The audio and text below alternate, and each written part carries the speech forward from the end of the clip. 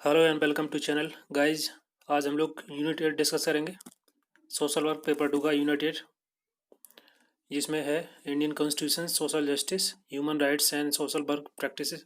तो इन सब के बारे में डिस्कस करेंगे। तो पहला जो चैप्टर है इसका फर्स्ट यूनिट होगी सोशल इंडियन कॉन्स्टिट्यूशंस, भारतीय संविधान। इसके बारे में जानेंगे और इसकी रूपरेखा के बारे में, इसके बैकग्राउंड के बारे में और कैसे हमारा भारत का संविधान बना, कैसे डेवलप हुआ, उसकी हिस्ट्री के बारे में जानेंगे। और उसके बाद उसके करैक्टरिस्टिक्स, उसके क्या क्या फीचर्स हैं, प्रेम्बल, हमारे भारतीय संविधान का प्रेम्बल क्या है, उसको भी पढ़ेंगे। देन नेक्स्ट डीपीएसपी के बारे में जानेंगे। देन दी सम मोस्ट इंपॉर्टेंट आर्टिकल जो कि पेपर 2 के लिहाज से बहुत इंपॉर्टेंट है, उनको सब लोग डिस्कस करेंगे। सो फर्स्ट चैप्टर में इंडियन कॉन्स्टिट्यूशन के बारे में पढ़ेंगे। Let's start. First, the historical background of Indian constitutions. So सबसे पहले हिस्ट्री के बारे जानने से पहले हमको ये जानना जरूरी है कि संविधान होता क्या है। So, Constitution of a country is a legal document which provide the basic structure of a political system, define the power of main organs of a state and demarcate their responsibility and the jurisdictions। मतलब है कि किसी भी देश का एक कानूनी दस्तावेज होता है जिसे हम लोग लीगल डॉक्यूमेंट बोलते हैं, और जो कि पॉलिटिकल सिस्टम, जो राजनीतिक प्रणाली होती है, उसकी बुनियादी संरचना, उसकी बेसिक स्ट्रक्चर को बनाता है, उसको प्रदान करता है। और साथ साथ ही देश के जो मेन ऑर्गन्स होते हैं, हमारे जो मुख्य अंग होते हैं, उनकी शक्तियाँ, उनके पावर को डिफाइन करता है। और साथ ही सभी ऑर्गन्स की जो जिम्मेदारियाँ होती हैं, जो रिस्पॉन्सिबिलिटी होती हैं, जो उनके जुरिडिक्शंस हैं, उनको डिमार्केट करता है, उनको सीमांकन करता है। इसे बोलते हैं संविधान। नाउ द कॉन्स्टिट्यूशन डेवलपमेंट, कैसे हमारा संविधान का विकास कैसे विकसित हुआ, कैसे बना, उसके बारे में कुछ हिस्टोरिकल बैकग्राउंड्स जानेंगे। जैसे कि 1934 में The idea of the Constituent Assembly of India was put forward by the first time by the M.N. Roy। पहली बार M.N. रॉय के द्वारा 1934 में भारत के लिए एक संविधान सभा का उन्होंने एक विचार रखा, एक प्रस्ताव रखा। और उसके बाद 1935 में Indian National Congress demand a constituent assembly to frame the constitutions. उसके बाद आईएनसी के द्वारा संविधान की रूपरेखा तैयार करने के लिए संविधान सभा को बनाने की मांग रखी। देन 1938 में Jawaharlal Nehru on the behalf of INC declared that Constitution of the Free India must be framed without outside interference। मतलब आईएनसी, इंडियन नेशनल कांग्रेस की ओर से जवाहरलाल नेहरू के द्वारा एक घोषणा की गई कि भारत का जो संविधान होगा बाहरी किसी भी हस्तक्षेप के आधार पर नहीं बनाया जाएगा। और इसकी जो डिमांड थी 1940 में ब्रिटिश गवर्नमेंट के द्वारा इसको अगस्त ऑफर के तहत स्वीकार भी कर लिया गया। और उसके बाद 1942 में सर स्टैनफोर्ड क्रिप्स, जो कि एक मेंबर थे, कैबिनेट मेंबर थे ब्रिटिश गवर्नमेंट के, वो भारत आए और ताकि भारत के लिए एक स्वतंत्र संविधान बनाया जा सके। बट उनका एक इसमें कंडीशन थी कि अगर Indian National Congress British government को वर्ल्ड वार सेकंड में अगर सपोर्ट करती है, उनकी मदद करती है, तभी वो लोग इस प्रपोजल को अप्रूव करेंगे। देन इसके बाद क्रिप्स प्रपोजल आया। बेसिकली क्रिप्स जो प्रपोजल आया था उसको रिजेक्ट कर दिया गया था मुस्लिम लीग के द्वारा, क्योंकि जो मुस्लिम लीग थी वो चाहती थी कि भारत के दो हिस्से हों और एक उसको अलग एक डोमिनियन स्टेज में ले, पाकिस्तान और हिंदुस्तान को।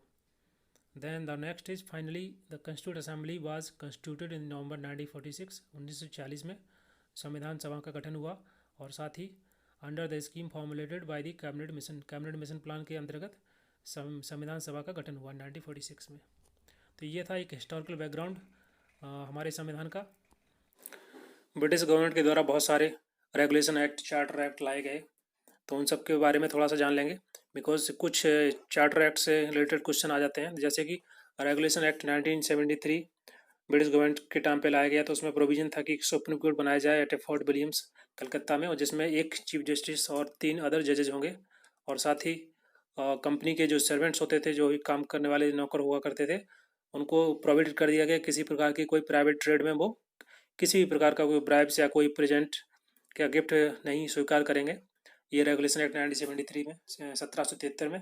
और उसके बाद पिट इंडिया एक्ट आया 1784 में। इसमें प्रोविजन था कि जो कंपनी के जो कॉमर्शियल और जो पॉलिटिकल एक्टिविटीज़ थी उनको सेपरेट कर दिया गया था। देन और उसमें अलग एक नई बॉडी का गठन हुआ था। एक थी बोर्ड ऑफ कंट्रोल, जो कि पॉलिटिकल अफेयर्स को मैनेज करती थी, और दूसरी बॉडी बनाई गई थी कोर्ट ऑफ डायरेक्टर्स, जो कि कॉमर्शियल अफेयर्स को मैनेज करती थी। Then company territory in India were to be first time called, और उस समय पहली बार इसको कंपनी जो टेरिटरी थी इंडिया के अंदर उनको पहली बार ब्रिटिश पोसेशन इन इंडिया बोला गया। उसके बाद चार्टर एक्ट 1793 आया। इसमें जितने भी मेंबर्स थे बोर्ड के, उनकी जो सैलरी होती थी वो ड्रॉ किया जाती थी इंडियन एक्सचेकर से। देन चार्टर एक्ट 1813 आया। उसके भी कुछ जैसे कि कंपनी की जो मोनोपोली हुआ करती थी उस समय पर इंडिया में, ट्रेड को अबोलिश कर दिया गया था। बट जो मोनोपोली थी ट्रेड और चाइना के ट्रेड में, उसको रिटेन किया गया था। देन उसके बाद constitution assembly position of the British territory in the India was explicitly defined for the first time, पहली बार उसको डिफाइन किया गया।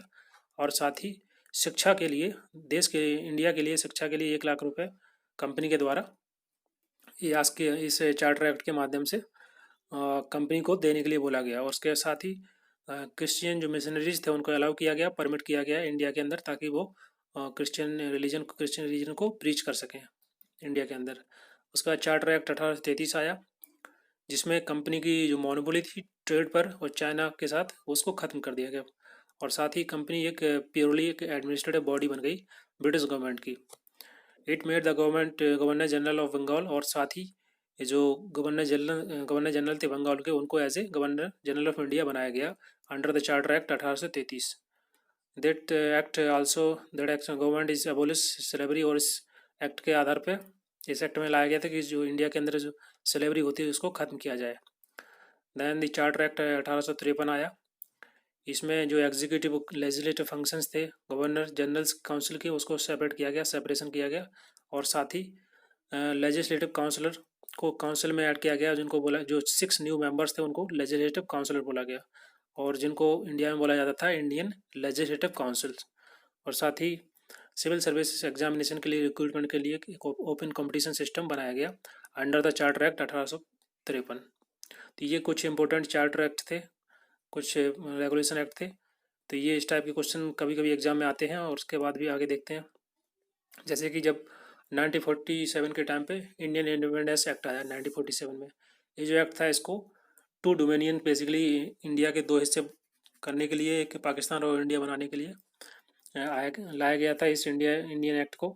और इसमें बेसिकली इस एक्ट में बोला गया था कि इंडिया को जो पावर है ट्रांसफ़र करना है 15 अगस्त 1947 तक। और उसके बाद हमारा जो संविधान का फ्रेम हुआ उसके बारे में थोड़ा सा जानते हैं। जैसे कि 1946 में as per the cabinet mission plan 1946 में इंडियन कॉन्स्टिट्यूशन असेंबली को गठन किया गया, संविधान सभा को गठन किया गया। और इसके जो मेंबर थे उनका इलेक्शन इनडायरेक्टली किया गया प्रोविंस असेंबली से, in the ratio of 1 member पर मिलियंस पॉपुलेशंस। टोटल इसमें 389 मेंबर्स थे संविधान सभा में, जिसमें से 296 जो कि इलेक्ट किए गए थे प्रोविंशियल असेंबलीज से, और उसके रिमेनिंग जितने भी मेंबर थे उनको डायरेक्टली प्रिंसली स्टेट से नॉमिनेट किया गया। पहली बार 9 दिसंबर 1946 में सत्यनारायण सिन्हा को एज ए इंटरिम प्रेसिडेंट बनाया गया। और उसके बाद 11 दिसंबर 1946 को राजेंद्र प्रसाद और HC मुखर्जी को एज ए प्रेसिडेंट और वाइस प्रेसिडेंट घोषित किया गया रिस्पेक्टिवली। और साथ ही साथ constitutional adviser sir BN Rao को बनाया गया। और जो जवाहरलाल नेहरू थे उन्होंने एक संविधान सभा में एक ऑब्जेक्टिव रेजोल्यूशन पास किया 13 दिसंबर 1946 को, और जो कि 22 जनवरी 1947 में वो अडॉप्ट किया गया। बाद में ये ऑब्जेक्टिव रेजोल्यूशन बाद में हमारे संविधान का प्रेम्बल बना। The constituent assembly form committee, और संविधान सभा के द्वारा एक कमेटी बनाई गई हमारे संविधान को बनाने के लिए। और उसमें जो चेयरमैन ऑफ द उसके कुछ महत्वपूर्ण कमेटियां थी, उनके कुछ चेयरमैन थे, उनको जान लेते हैं। जैसे कि committee of the constituent assembly, drafting committee के जो चेयरमैन थे BR Ambedkar, union constitution committee के चेयरमैन थे Jawaharlal Nehru, committee for state negotiations के चेयरमैन थे राजेंद्र प्रसाद, और प्रोविंशियल कॉन्स्टिट्यूशनल कमेटी के जो चेयरमैन थे सरदार पटेल, और यूनियन पावर कमेटी के चेयरमैन थे JL नेहरू।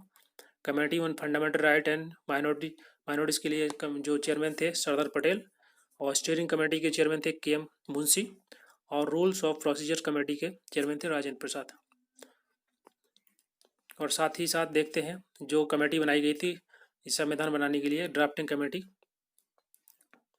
उसको जो कि इट वाज 29 अगस्त 1947 को सेटअप किया गया था। इसमें सात सात मेंबर थे इंक्लूडिंग चेयरमैन, जैसे कि बी आर अम्बेडकर चेयरमैन थे इस कमेटी के, और N Gopala Swami Ayyar, Alladi Krishna Swami Ayyar, K M Munshi, Syed Mohammad Saadulla, B L Mitter, जो कि बाद में रिप्लेस कर दिए गए एन माधव राव के द्वारा, बिकॉज उनकी जो हेल्थ कंडीशन ठीक नहीं थी।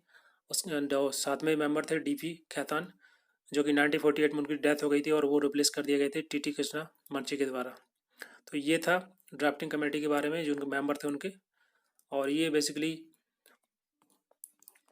कॉन्स्टिट्यूशन, हमारे संविधान जिस प्रकार से बना उसकी जो हिस्टोरिकल बैकग्राउंड था उसके बारे में जाना, और कुछ इम्पोर्टेंट चार्टर एक्ट और जो रेगुलेशन एक्ट ब्रिटिश गवर्नमेंट के द्वारा लाए गए देश में स्वतंत्र होने से पहले, बिफोर द इंडिपेंडेंस। और उसके बाद जब भारत आज़ाद हो गया तो उसको संविधान बनाने के लिए जो जो कमेटी गठित की गई, और जितनी भी कमेटी थी कॉन्स्टिट्यूंट असेंबली की, उन सभी को डिस्कस किया। ये कुछ इंपॉर्टेंट है और इसमें से क्वेश्चन आ जाते हैं कभी कभी, तो इसको इसको पढ़ना है। सो इस चैप्टर में पहला चैप्टर यही था, उसके बाद नेक्स्ट चैप्टर में पढ़ेंगे preamble. So thank you very much for discussion for today.